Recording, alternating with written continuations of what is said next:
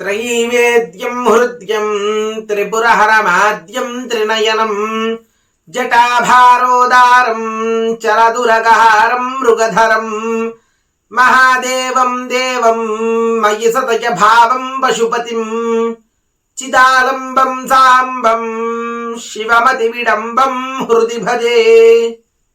శివాయ గురవే నమః. మనం ఈనాటి కార్తీక మహాత్మ్యంలో వశిష్ఠుల వారిచే చెప్పబడినటువంటి ఈ 13వ అధ్యాయాన్ని చెప్పుకోబోతున్నాం. వశిష్ఠుల వారు జనక మహారాజుతో ఇట్లు చెప్పుచున్నారు. ఓ ఈ జనక మహారాజా, సావధానముగా వినువయ్యా. కార్తీక మాసమందు చేయదగిన ధర్మములను చెప్పెదను. నీవు స్వచ్ఛమైన మనస్సుతో వినుము. ఆ ధర్మములన్నీయూ ఆవశ్యకములైనవి. రాజా, కార్తీక ధర్మములు మా తండ్రి అయినటువంటి బ్రహ్మగారి చేత నేను తెలుసుకున్నాను. అవి అన్నీయూ చేయదగినవి. చేయని ఎడల పాపములు సంభవించును. ఇది నిజము. సంసార సముద్రము నుండి దాటగోరు వారును, నరక భయము గల వారును ఈ ధర్మములను తప్పక ఆచరించవలేను. కార్తీక మాసమందు కన్యాదానము, ప్రాతస్నానము, శిష్టుడైన బ్రాహ్మణుని పుత్రునకు ఉపనయనము చేయించుటకు, ధనమిచ్చుట, విద్యాదానము, వస్త్రదానము, అన్నదానము ఇవి ముఖ్యములు. కార్తీక మాసమందు ద్రవ్యహీనుడైన బ్రాహ్మణ పుత్రునకు ఉపనయనము చేయించిన దక్షిణ ఇచ్చిన ఎడల అనేక జన్మములలోని పాపములను నశించునయ్యా. తన ద్రవ్యమిచ్చి ఉపనయనమును చేయించినప్పుడు ఆ వటువు చేయబడిన గాయత్రీ జప ఫలములను వలన పంచమహాపాతకములు భస్మమవుతాయ్యా. గాయత్రీ జపము, హరి పూజ, వేద విద్యాదానము వీటి ఫలమును చెప్పుటకు నాకు శక్యము కాదు.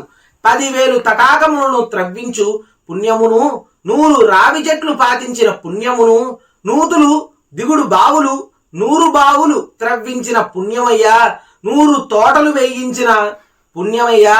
ఒక బ్రాహ్మణునికి ఉపనయనము చేయించిన పుణ్యములలో 16వ వంతు కూడా సరిపోవు. కార్తీక మాసమందు ఉపనయన దానము చేసి తరువాత మాఘమాసమందు గాని వైశాఖ మాసమందు గాని ఉపనయనము చేయించవలేను. సాధువులు, శ్రోత్రియులను అగు బ్రాహ్మణుల కుమారులకు ఉపనయనము చేయించిన ఎడల అనంత ఫలము కలదని ధర్మవేత్తలు, మునులు చెప్పి ఉన్నారు. ఆ ఉపనయనములకు సంకల్పము కార్తీక మాసమందు చేయవలేను. అట్లు చేసిన ఎడల కలిగేడి ఫలమును చెప్పుటకు భూమి ఎందు గాని స్వర్గమందు గాని ఎవ్వనికి సామర్థ్యము కలదు. పరద్రవ్యము వలన తీర్థయాత్రయు దేవబ్రాహ్మణ సందర్భము చేసిన ఎడల ఆ పుణ్యము ద్రవ్యదాతకు కలుగుతుంది. కార్తీక మాసమందు ధనమిచ్చి ఒక బ్రాహ్మణునకు ఉపనయనము గాని వివాహము గాని చేయించిన ఎడల అనంత ఫలము కలుగుతుంది. కార్తీక మాసమందు కన్యాదానమాచరించి వాడు తాను పాపవిముక్తుడే కాకుండా తన పితరులకు కూడా బ్రహ్మలోక ప్రాప్తిని కలిగిస్తాడు. ఒక కథ చెప్పుచున్నారు, సావధానముగా వినండి. ద్వాపర యుగమున వంగ దేశం అనే ఒక దేశమున ఒక సువీరుడు అనే ఒక రాజుగారు ఉన్నారు. తను మిక్కిలి వీర్య శౌర్యములు కలవాడు. అతడు దురాత్ముడు. ఆ రాజు కొంతకాలమునకు దైవయోగము వలన దాయాదుల చేత జయించబడిన వాడి రాజ్య భ్రష్టుడై అరోథమాయేష ఆత్మనో యత్పత్నీత అనే శృతుక్త ప్రకారముగా భార్య అర్ధాంగి గనుక ఆమెను కూడా తీసుకుని అరణ్యమునకు పోయి ధనము లేక జీవించుటకై చాలా దుఃఖించబడుతూ ఉన్నాడు. ఆ అరణ్యమందు రాజును భార్యయు కందమూలాలను భక్షించుచు కాలమును గడుపుతూ ఉన్నారు. అట్లుండగా భార్య గర్భవతి అయ్యెను. నర్మదా తీరమందు రాజు పర్ణశాలను నిర్మించాడు. ఆ పర్ణశాలందు తన భార్య సుందరమైన కుమార్తెను కనెను. రాజు అరణ్య నివాసము, వన్యాహారము, అందు సంతాన సంభవము, సంతాన పోషణకు ధనము లేకుండట మొదలైన వాటిని తలుచుకొని తన పురాకృత పాపమును స్మరించుచు బాలికను కాపాడుచూ ఉన్నాడు. తరువాత పూర్వపుణ్య వశము చేత ఆ కన్యక వృద్ధి చెంది సౌందర్యముతోనూ లావణ్యముతోనూ ఒప్పి ఉన్నది చూచువారికి నేత్రానందకారిణి ఉన్నది. ఆ చిన్నదానికి 8 సంవత్సరముల వయస్సు వచ్చినది. మనస్సుకు బహురమ్యముగా ఉన్నది.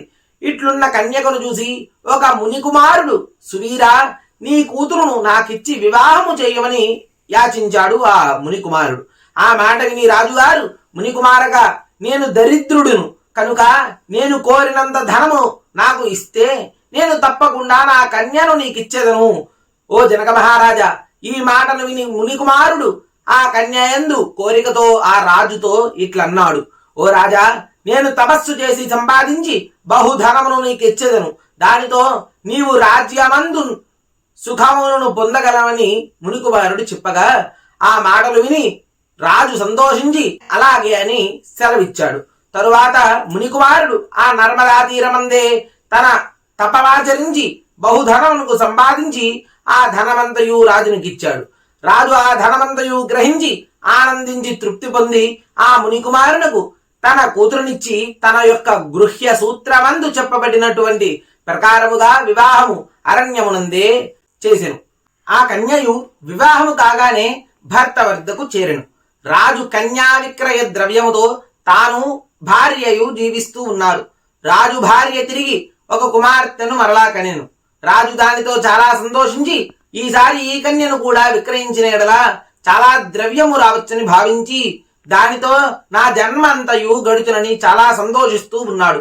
రాజుట్లు తలుచుచుండగా పూర్వపుణ్య వశము చేత ఒక యతీశ్వరుడు స్నానార్థమై నర్మదా నదీ తీరమునకు వచ్చి పర్ణశాల మందు ఉన్న రాజును, రాజు భార్యను, రాజు కూతురును చూసి కౌండిన్య గోత్రుడైన ఆ యతీశ్వరుడు దయతో, ఓయి నీవెవ్వడు, ఈ అరణ్యమందు ఇప్పుడు ఎందుకు ఇట్లు ఉన్నావు చెప్పమని అడిగాడు.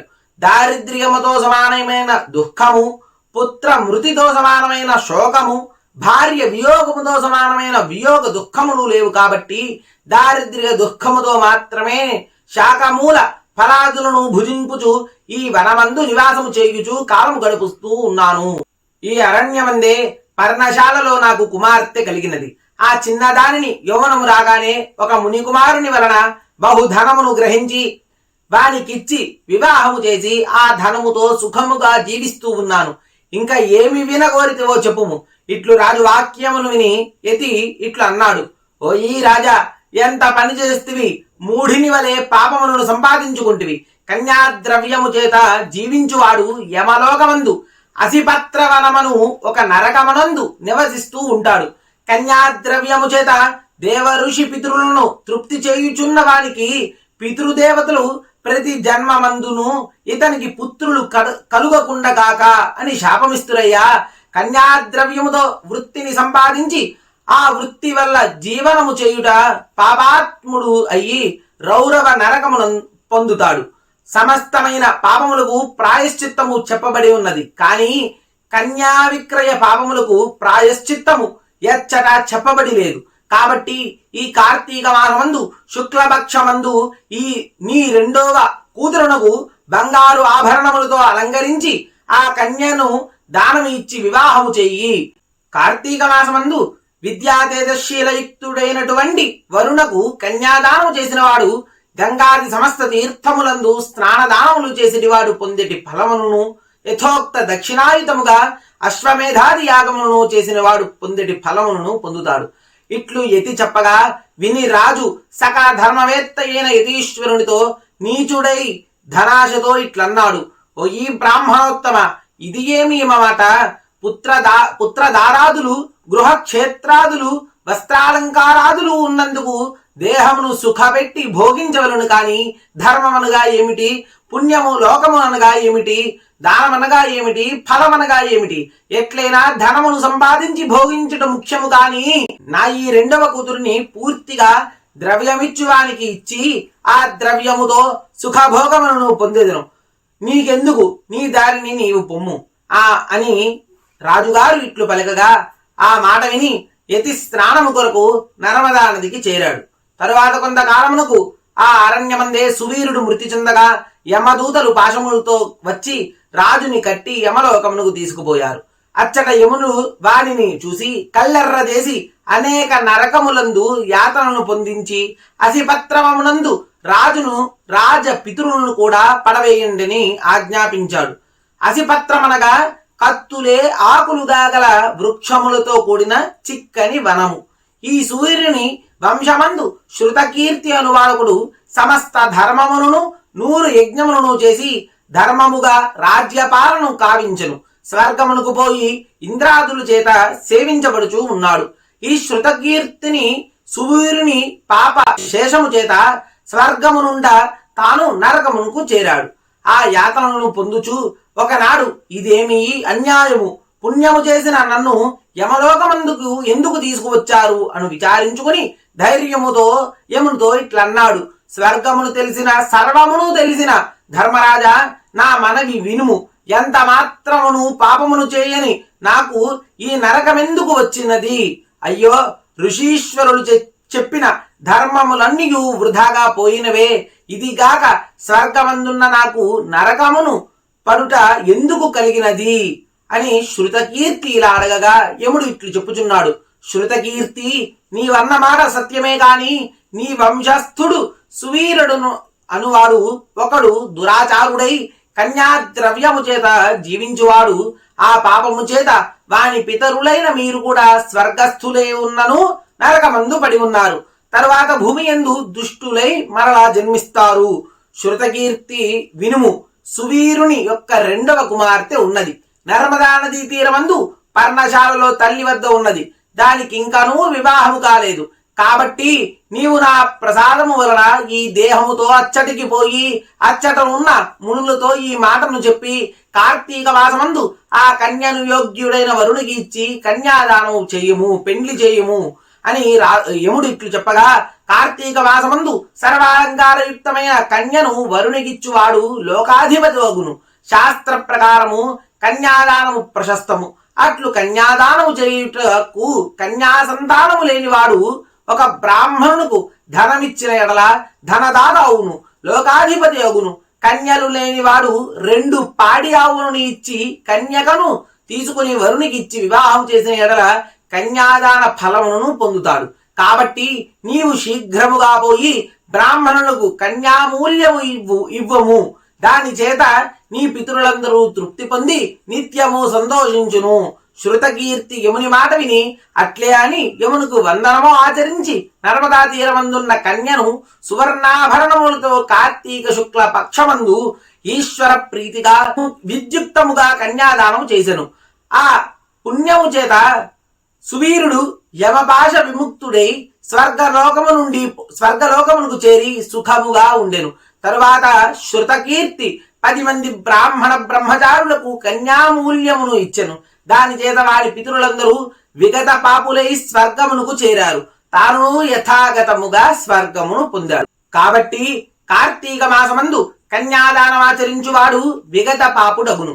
ఇందుకు సందేహమే లేదు. కన్యామూలము ఇవ్వలేని వారు మాటతోనైనా వివాహమునకు సహాయము పడినవారు పుణ్యమునకు అంతే లేదు. కార్తీక మాసమందు కార్తీక వ్రతమాచరించువాడు హరి సాయుధ్యమును పొందుతాడు.